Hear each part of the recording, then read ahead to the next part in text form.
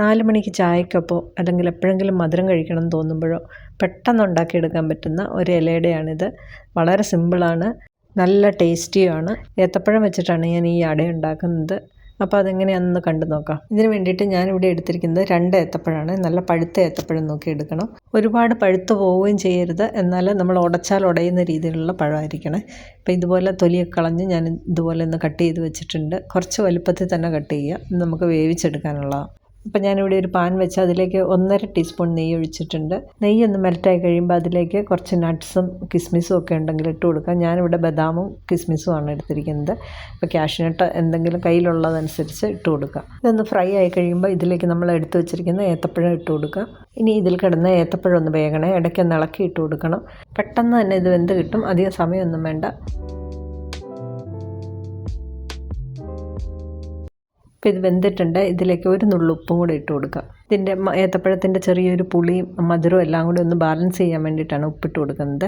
ഇനി വേണ്ടത് കുറച്ച് തേങ്ങ ചേർത്ത് കൊടുക്കുക. ഞാനൊരു 3 ടേബിൾ സ്പൂൺ തേങ്ങയാണ് ചേർക്കുന്നത്. തേങ്ങയൊക്കെ ഇഷ്ടത്തിനനുസരിച്ച് ചേർക്കാം.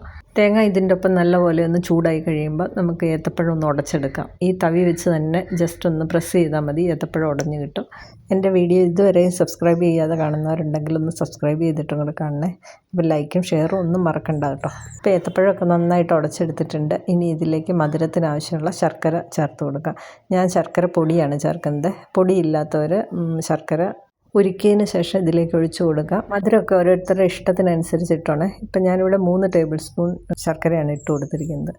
എല്ലാം കൂടെ നല്ലപോലെ മിക്സ് ചെയ്ത് കൊടുക്കുക. എന്നിട്ട് മധുരം ഉണ്ടോ ഇല്ലയോ എന്ന് നോക്കിയിട്ട് മധുരം കുറവാണെങ്കിൽ വീണ്ടും ചേർത്ത് കൊടുക്കുക. വളരെ സിമ്പിളാണ് ഇത് ഉണ്ടാക്കാനായിട്ട്. 4 മണിക്ക് കുട്ടികളൊക്കെ വരുന്ന സമയത്താണെങ്കിൽ പെട്ടെന്ന് ഏത്തപ്പഴം ഇരിപ്പുണ്ടെങ്കിൽ എടുത്തിട്ട് ഉണ്ടാക്കി കൊടുക്കുക. എനിക്കിവിടെ മധുരം നോക്കിയപ്പം മധുരം അല്പം കുറവായിട്ട് തോന്നി. അപ്പം ഞാനൊരു 2.5 ടേബിൾ സ്പൂൺ ശർക്കരപ്പൊടിയും കൂടെ ചേർത്ത് കൊടുക്കുന്നുണ്ട്. ശർക്കരയുടെ മധുരം ഓരോരുത്തരുടെയും കയ്യിലിരിക്കുന്നതിന് ഓരോ മധുരമായിരിക്കും. അപ്പോൾ ആ മധുരം നോക്കിയിട്ട് ചേർത്ത് കൊടുത്താൽ മതി. അപ്പോൾ മധുരമൊക്കെ പാകത്തിന് മിക്സ് ചെയ്ത് ഞാനിവിടെ വെച്ചിട്ടുണ്ട്. ഇനി ഇതിലേക്ക് ഞാൻ കുറച്ച് എള്ള് ചേർത്ത് കൊടുക്കുന്നുണ്ട്. കറുത്ത എള്ളോ വെളുത്ത എള്ളോ എന്ത് വേണേലും ചേർക്കാം. വെളുത്ത എള്ളാണ് ഞാനിപ്പോൾ ചേർക്കുന്നത്. പിന്നെ ഇതിലേക്ക് കുറച്ച് ഏലക്കാപ്പൊടി ചേർക്കുന്നുണ്ട്. അത് വളരെ കുറച്ചേ ചേർക്കുന്നുള്ളൂ. ഇതൊക്കെ ഓപ്ഷണലാണ്. നട്ട്സ് വേണ്ടവർക്ക് നട്ട്സ് ചേർക്കാം, ഇല്ലെങ്കിലും കുഴപ്പമില്ല. അതുപോലെ തേങ്ങ ചേർത്തില്ലെങ്കിലും കുഴപ്പമില്ല. എള്ളാണെങ്കിലും ഇതിനകത്ത് ചേർക്കണം എന്നൊരു നിർബന്ധമില്ല. ഞാനിത് കുട്ടികളെ കഴിപ്പിക്കാൻ വേണ്ടിയിട്ടാണ് എള്ളൊക്കെ ഇതിനകത്ത് ചേർക്കുന്നത്. നല്ലതാണ് ചേർത്താൽ.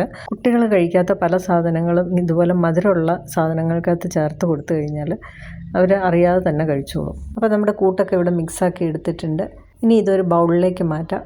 ഞാൻ ഇതിൻ്റെ ഒപ്പം റവയാണ് ചേർക്കുന്നത്. റവ ചേർത്തിട്ടാണ് ഉണ്ടാക്കുന്നത്. ഒരു 3 ടേബിൾ സ്പൂൺ റവ ആദ്യം ചേർത്ത് കൊടുക്കുക. അതിൻ്റെ കൂടെ ഒരു ബൈൻഡിങ്ങിന് വേണ്ടിയിട്ട് 1 ടേബിൾ സ്പൂൺ അരിപ്പൊടിയും കൂടെ ചേർക്കുന്നുണ്ട്. ഇത് ഇടിയപ്പത്തിൻ്റെ പൊടിയാണ് ചേർക്കുന്നത്. ഇപ്പോൾ ഈ റവയ്ക്ക് പകരമായിട്ട് അരിപ്പൊടി വേണമെങ്കിലും ചേർക്കാം. പുട്ടുപൊടി ചേർത്താലും മതി. അതിൻ്റെ കൂടെ ഇതുപോലെ ഇടിയപ്പത്തിൻ്റെ പൊടി ഉണ്ടെങ്കിൽ 1 സ്പൂൺ പൊടിയും കൂടെ ചേർക്കണം. ഇനി ഇത് നല്ലപോലെ ഒന്ന് കുഴച്ചെടുക്കാവേ. ഇപ്പോൾ അരിപ്പൊടിയോ റവയൊന്നും കയ്യിലില്ലെങ്കിൽ ഗോതമ്പ് പൊടി ഉണ്ടെങ്കിൽ അത് ചേർത്താലും മതി. ഗോതമ്പ് പൊടിക്കകത്ത് ഉണ്ടാക്കിയാലും നല്ല ടേസ്റ്റാണ്. കൈ കൊണ്ട് കുഴയ്ക്കാൻ പാകത്തിന് ചൂടായി കഴിഞ്ഞാൽ നല്ലപോലെ ഒന്ന് കുഴച്ചെടുക്കാം. റവ ചേർക്കുമ്പോൾ ഒരുപാട് കൂടി പോകണ്ട. പഴത്തിൻ്റെ ടേസ്റ്റ് തന്നെയായിരിക്കണം മുന്നിൽ നിൽക്കുന്നത്. അപ്പം ഞാനിതിവിടെ കുഴച്ചെടുത്തിട്ടുണ്ട്. വാഴയിലക്കകത്ത് വെച്ചിട്ടാണ് ഞാനിത് ഉണ്ടാക്കുന്നത്. അപ്പോൾ വാഴയില എടുത്ത് വെച്ചിട്ടുണ്ട്, അതൊന്ന് വാട്ടിയെടുക്കണം.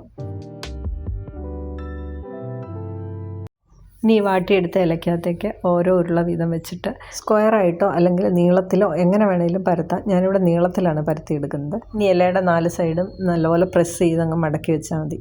ഇത് നമ്മൾ ചക്കപ്പഴം കൊണ്ട് കുമ്പിളുണ്ടാക്കുന്ന എടനയിലയില്ലേ, അതിനകത്ത് വെച്ചിട്ടും ഉണ്ടാക്കാം. അല്ലെങ്കിൽ പണ്ടൊക്കെ വട്ടയിലക്കകത്ത് വെച്ചിട്ടാണ് ചക്കയപ്പം ഉണ്ടാക്കിക്കൊണ്ടിരുന്നത്.